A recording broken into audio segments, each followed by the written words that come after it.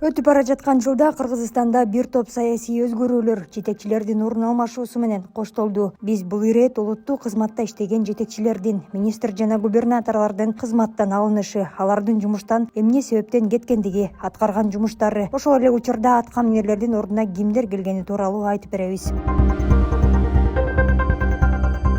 Быйылкы жылдагы катар менен министрлердин кызматтан кетиши менен коштолду. Президент менин жакын досум болот деген саламаттык сактоо министрине коррупция менен кылмыш иши козголуп, Алымкадыр Бейшеналиев УКМКнын тергөө абагына камалды. Президент Садыр Жапаров Алымкадыр Бейшеналиев боюнча комиссия түзгөн. Жыйынтыгында президент Алымкадыр Бейшеналиев жана Курманкуловду тергөөгө тоскоолдук жаратпаш үчүн ээлеген кызматтарынан убактылуу четтеткен. Саламаттык сактоо министри элдин эсинде Аканит деген ат менен калды. Пандемия учурунда бейтаптарды уу коргошун менен дарылап жатабыз деп эксперимент өткөрүп жатты. Алымкадыр Бейшеналиев саламаттык сактоо тармагында реформа жүргүзөм деп бир топ ооруканалардын жетекчилерин кызматтан алганы маалым. Мындан улам айрым дарыгерлер Алымкадыр Бейшеналиевке каршы митингке да чыгышкан. Лопух, я же тебе сколько дней несу. В течение трех часов, если не освободишь, у тебя будут проблемы. Понял? Понял? От меня пошло. Саламаттык сактоо министрлигинин орун басары убактылуу милдетин аткаруучу болуп Жаркынбек Касымбеков дайындалган. Касымбеков Алымкадыр Бейшеналиевдин реформасына карамандай каршы чыкты. Андан соң гана министр болуп Гүлнара Баатырова дайындалды. Көңүл борборундагы биринчи маселе инфраструктуранын эскириши, кадрлардын жетишсиздиги. Бул маселе боюнча азыр биз жумушту баштадык. Гүлнара Баатыровага да каршы болгон дарыгерлер жок эмес. Алсак Чүй облустук ооруканасынын дарыгерлери өз жетекчисин министрдин курбусу деп жумушту тоготпостон больничныйга чыгып кетерин өзү билип иш кыларын айтып чыгышты. Ошол соттон утуп алган чечимин алып келди. Сот ошол жерде кайра өзүнүн жумуш ордуна коюлсун деген чечим чыгарып бериптир. Мен эмне кылабыз? Баарыбыз эле мыйзамдуу мамлекетте мыйзамды сыйлап жашайбыз, мыйзамдуу жолун аткарабыз дейбиз да. Ошон үчүн мен мыйзамдын чегинде кайра ордуна койдум. Азыркы учурда Алымкадыр Бейшеналиев Ысык көлдөгү Алтын балалык реабилитациялык борбордун жетекчиси болуп иштеп жатат. Мойнуна коюлган күнөөнүн баары жоюлган, акталганы маалым болгон. Акыркы берген маегинде дагы президент менен мамилеси жакшы экенин белгилеген. Министр болгонго чейин, министр болуп турганга чейин, азыркы убакта деле президент менен мамилем жакшы. Ал кезде мен реформа кылып атканда, президенттен мен уруксат алып, мени поддержка кылып берсеңиз, чоң реформага жеткин деген. Ошон үчүн президенттин поддержкасы менен ачык айтып, ачык жүрүп мен чоң реформаларды кылдым. Билим берүү министри Болотбек Купешев кызматтан алынды. Анын ордуна мурда министр болгон Алмазбек Бейшеналиев дайындалды. Алмазбек Бейшеналиевди көпчүлүк мугалимдер колдогону айдан ачык көрүнүп турду. Ошол эле учурда билим берүү тармагында болуп көрбөгөндөй айлык маяна жогорулады. Мугалимдер дээрлик 2 эсе көп айлык алып калышты. Мындан сырткары Алмазбек Бейшеналиев билим берүү системасын оңдоо аракетин көрүп, реформа жүргүзүп мектептерге 12 жылдык окуу системасын киргизүүнү сунуштады. Муну менен катар абитуриенттер жылына 2 жолу жай жана кыш мезгилинде окууга тапшыруу мүмкүнчүлүгүнө ээ болду. 12 жылдык билим деп көздөп жатабыз. 12 жылдык билим дегенде туура маалымат жетсин баягы коомчулукка. 12 жылдык билим десе дагы 1 жыл кошуп окутпайбыз. Бизде билесиздер, буга чейин даярдоо деп налевойдо окутуп келген класс бар. Дүйнөлүк практиканы алып көрсөңүздөр, мамлекеттерде мындай практика жок экен. Бул 1 жылдан 12 жылга чейин окутушуп, анан 12 жылдын сертификат баягы күбөлүктөрүн, аттестаттарын беришет. Ал арада Алмазбек Бейшеналиев ири суммадагы коррупцияга шектелип, Ички иштер министрлиги тарабынан кармалды. Коомчулуктун көпчүлүк бөлүгү бул окуяга ишене беришкен жок. Социалдык түйүндөрдүн колдонуучулары Алмазбек Бейшеналиевди таза адам деп өз пикирлерин байма-бай жазып жатышты. Билим берүү министрлигинин кызматкерлери да камалган Бейшеналиевдин мындай жолго барышына ишенбейбиз деп кол топтоп президент Садыр Жапаровго кайрылуу жолдошту.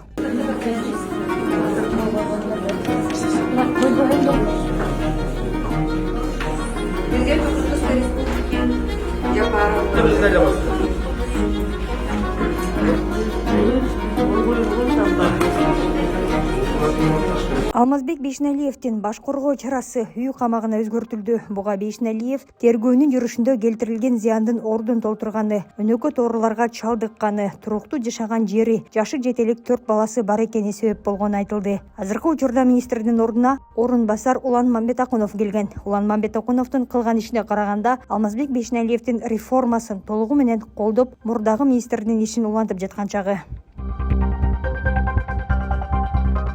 Кезек энергетика министрлигине келип жетти. Садыр Жапаров кызматка келгенден тарта энергетика министри болуп иштеген Доскул Бекмурзаевка дагы башкы прокуратура тарабынан кызматтык абалынан кыянаттык менен пайдалануу фактысы боюнча 2 кылмыш иши козголуп, тергөө аяктаганга чейин кызматынан четтетилген. Көп өтпөй Садыр Жапаровдун жарлыгы менен энергетика министри Доскул Бекмурзаев иштен алынды. Башкы прокуратуранын маалыматы боюнча энергетика министрлигинин жана анын түзүмдүк бөлүмдөрүнүн айрым кызмат адамдары тарабынан жасалган кылмыштардын негизинде 32 кылмыш иши козголуп, келтирилген зыяндын жалпы суммасы 889 миллион сомду түзгөн. Бекмурзаев салык кодексин жана мыйзамдарды бузуп, 2022 жылы өзүнө жана жакын туугандарына таандык болгон кирешелер, чыгашалар, мүлк жана милдеттенмелер боюнча декларация тапшырбаганы белгиленген. Ошондой эле министр 2021 жылы мамлекеттик салык кызматына тапшырган декларациясында айрым кыймылсыз жана кыймылдуу мүлкүн толук көрсөткөн эмес. Анан спонсорский помощь кылгандан кийин эми аягына чейин кылып коюңуз. Биздин бюджетибиз 7,5 миллиард недостаточно. Ар бир спонсорлорго биз ушинтип барып неметип берсек, акчабыз каяка калат? Новостройканын баарын жасап чыктык жазы менен. Өзүбүздүн азымына капитальный ремонтко айлыгыбызга акча жок. Доскул Бекмурзаевдин убагында электр жарыгына болгон баа көтөрүлөрү айтылды, бирок ал азыр ишке аша элек. Энергетика тармагында Камбар Ата биргесинин курулуш иштери башталды, бирок 2 жыл катар менен калкты көмүр менен камсыз кылууда көйгөйлөр жаралып келди. Борбор калааны каптаган кара түтүн дал ушул көмүрдүн айынан экени маалым. Азыркы министр Таалайбек Ибраев келгенде эле энергетика тармагында жылы таарылуу иштер жасала элек. Могу реформанын алкагында мурдагы Распред компания менен высоковольтный сеттердин баарын бириктиргенден кийин биз азыр Министерство энергетиканын астында баары тең. Биз өзүбүз политикасын жүргүзөбүз, ишти акционерный обществолор кылат. Так что бул жерде эч кандай маселе көтөрүлбөш керек да. Маданият, маалымат, спорт жана жаштар саясаты министри берген арызына ылайык ээлеген кызматынан бошотулду. Жаманкулов Маданият министрлигин 2018 жылдан 2020 жылга чейин башкарган. Ортодон иштен кетип, Садыр Жапаров президент болгон соң кайра министрлер кабинетинин курамына кирип, 2021 жылы Маданият министри болуп дайындалган. Эгер мыйзамды сактабой турган болсо, биз азыр эскертүүлөрдү берип атабыз. Жабуу иштерине чейин алып барып атабыз бүгүнкү күндө. Маданият тармагында канчалык аракеттер көрүлбөсүн, актер актрисалардын, ырчылардын чет жерде Кыргызстандын желегин желбиреткени менен шарт түзүлбөгөнү, артка тартып жатканы көрүнүп турат. Мисалга алсак, Бакен Кыдыкеева атындагы Жаштар театрынын абалы жамааты бар болгону менен театры жок Чобустук театры көзгө көрүнүп турат. Ырчыларга карата талапка жооп берген концерттик залдардын жоктугу, билим албастан 2 үчүр жаздырып алып, өзүн ырчы сезгендердин көбөйгөндүгү Маданиятты тепсип жатканынан кабар берүүдө. Мен босо качып кеттим. Ошол эле кийинки көчөдө полиция участогу бар экен. Ошол жака барып жашынып калдым. Маданият министри болуп Азамат Жаманкуловго чейин иштеп кеткен Алтынбек Максутов кайрадан бул кызматка келди. Алтынбек Максутов кызматка киришкени артисттерди аккредитациядан өткөрүү башталды. Бул айрым маданият кызматкерлердин наразычылыгын жаратты. Жогорку кеңеште дагы бул талкуу болду. Сиз бул артисттагы болгонсузда, башында туурабы? Эми ошол аттестациядагы урматтуу өкмөт мүчөлөрү көңүл бурсаңыздар, мына могу суроолорго ким жооп бере алат? Артистке берилип аткан суроо да. Чүй дарыясынын жээгиндеги кыргыз арабашандары сүрөттү ким тарткан? Кимге кереги бар? Акын Жомарт Бөкөнбаевдин эстелигинин автору ким? Ким билет? Барбы? Өкмөт мүчөлөрү араңыздарда ким билет? Барцам революция скульптурасынын эстелигинин автору ким дейт? Не ушул артисттерге керекпи? Анан жумуш убактысын суммардык эсепке алуу деген не? Жумуш убактысын суммардык эсепке алуу деген не? Экономисттер барбы? Экономисттерге берилеби бул суроо? Же артисттерге берилеби? Бир эле аткаруу жагын эмес, ал эми ошол квалификацияга ошол туура келеби? Канчалык деңгээлде иштеп жатат? Бул буякта бизде көп жылдан бери аттестация өтпөгөндөн көйгөйлөр көп болуп кеткендигине жараша болуп атат да. Ал эми жанакындай суроолор туура эмес кетип калышы мүмкүн, бул боюнча мен тактап коеюн. Губернаторларга кепти бурсак, Чүй, Нарын, Ысык Көл облустарында алмашуулар жүрдү. Чүй облусунун мурдагы губернатору Тентешев Эркин Сатканбаевич жаз айларында кызматын тапшырды. Эркин Тентешев мамлекеттик кызматта иштеп жатканда президенттин демилгесин колдоп, өзүнө тиешелүү 2 батирин мамлекеттик ипотекалык компанияга өткөрүп берди. Мындан сырткары облустагы суу кат маселесин чечүүгө убактысын жумшады. Тентешевдин айтымында 30 жылдан бери каралбай камыш басып кеткен арык каналдарда тазалоо иштери жүрдү. Негизи быйылды кандарга жеткизишибиз керек. Себеби жолдон келатып эле баягы арыктар тазаланбай, каналдар тазаланбай, мына могу жерде последний участок калды. Азыр эми ЧС мына бул жерге көчүп келди. Азыр бияк тазалаган жатат. Ошо до мынакей камыштарды сугарып эле суу жылбайт да.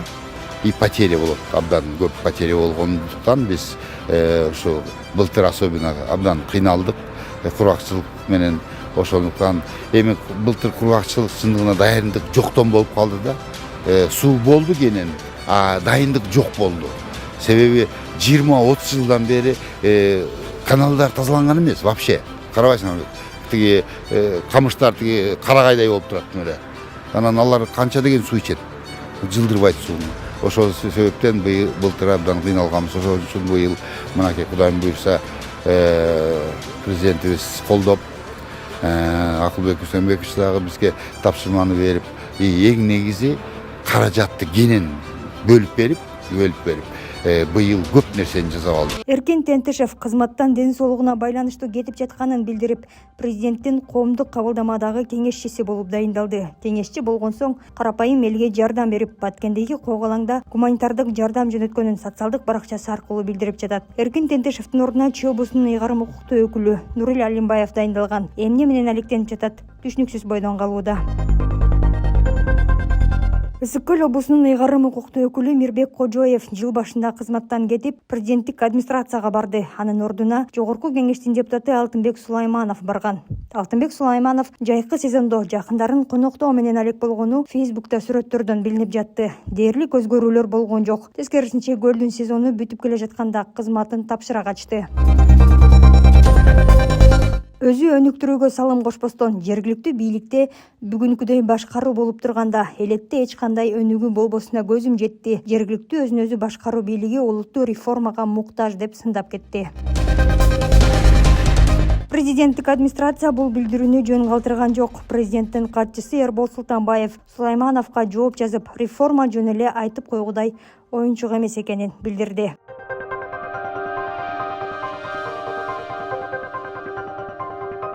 Азыркы учурда Ысык Көл облусунун ыйгарым укуктуу өкүлү болуп, мурдагы финансы министринин орун басары Ильяс Иманбетов иштеп жатат. Бирок эмне жумуштарды аткарып жатканы кабары жок.